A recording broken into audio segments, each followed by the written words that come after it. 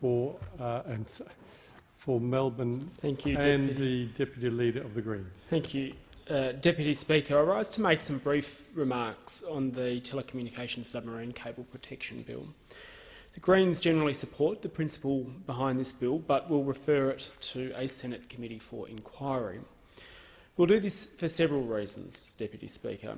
First, to ensure that the results of the statutory review undertaken by ACMA 5 years after the 2005 legislation are adequate. And second, to review the decisions taken by the government in addition to the outcomes of the review. The Greens appreciate the extent to which Australia's connection to the world is dependent on the security of telecommunications transmitted on submarine cables and wants them to be protected. As a May 2013 ASPI paper notes, 5 main international cables, not much thicker than a common garden hose, connect Australia to cyberspace and global voice networks, making them vital to our communications, economic prosperity and national security. The ASPI report noted that the AFP is responsible for compliance with the laws, but indicated in the review process that they do not have the resources to monitor the cables in maritime zones. AMSA and the FMA provide some surveillance, but these agencies, as well as the cable owners, indicated in the review process that monitoring arrangements were unsatisfactory. It's unclear whether these issues have been dealt with in the bill. New Zealand apparently does better in this regard than Australia, and perhaps we have something to learn here. These cables need protection from all of the inadvertent accidental causes of disruption, such as fishing and anchoring, as well as from attack as outlined in the bill. Our cables also require protection from tapping, which could lead to indiscriminate and unlawful access to Australian telecommunications data and content. Are the mechanisms outlined in this bill and those already in place arising from the 2005 legislation preventing this type of interference and will prevent this type of interference in the future? This is a question that we hope that the Senate committee will be able to resolve. The vulnerability of submarine cables to tapping is the subject also of recent revelations, Mr Deputy Speaker.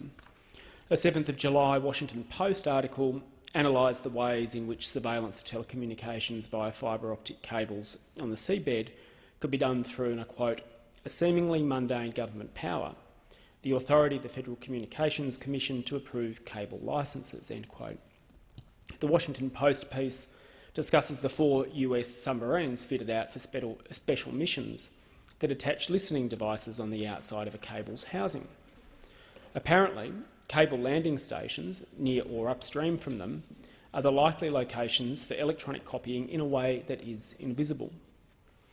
The Post article also alleges that the licensing and permit approval processes in the US were held up to essentially allow time for lawyers from the FBI and Department of Defence, Justice and Homeland Security to broker deals with the firms wanting to lay cables that transited the United States.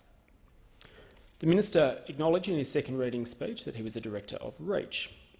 Reach would be the Telstra/PCCW company that was compelled to enter into an agreement with the FBI in 2001 to allow access to the data transmitted by undersea cable, including billing data and stored communication of Telstra customers. All of this was exempted in the agreement from FOI and also the privacy laws. Protecting the security of submarine cables is a very serious issue, as the Minister states, but protecting the integrity of Australia's legislated privacy protections and the human right of Australian citizens to privacy and the rule of law standards are also very serious issues. This bill includes new powers for the Attorney-General to direct ACMA to refuse a permit on security grounds. The bill provides that ACMA must inform the AG within 2 days of receiving an application, who must then get back to ACMA with a decision within 15 days. The Attorney-General must consult with the Prime Minister and the Minister before deciding that an action on cable permits would be prejudicial to Australia's security, and that's section 72 A. Hopefully, the Senate inquiry process will clarify what criteria the Attorney might use to make this determination. Given that the decision is not reviewable, what the Attorney needs to have regard to may need further elaboration. The Greens are committed to ensuring that Australia's submarine cables are secure, and this is inextricably linked to ensuring that the privacy of Australians' telecommunications are protected from illegal and unsupervised surveillance.